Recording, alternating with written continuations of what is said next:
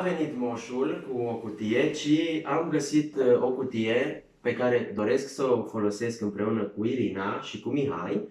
Eu am ales plușuri, jucării. Dacă aveți pe acasă bile, mingi sau orice alt obiect, puteți să-l folosiți.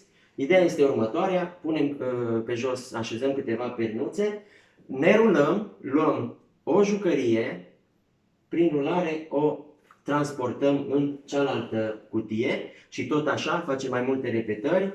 Irina, 3, 2, 1, începe, te rog. Rulare.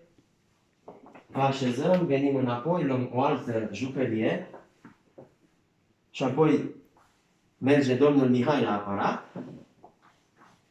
Foarte bine, felicitări. Hai, Mihai.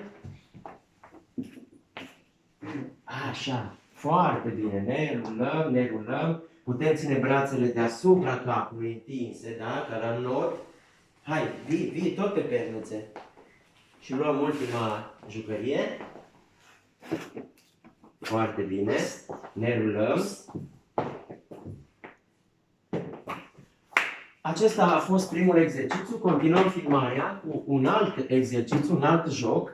Avem nevoie de aceleași două cutii. Te rog, Irina, să aduci cele două perine în formă de stea. Așezăm aici o pernuță și aia lasă pe margine, iar aici trebuie să ajungă pernuța. Cum ajunge? Stăm întinși pe spate. Da. Hai, te rog.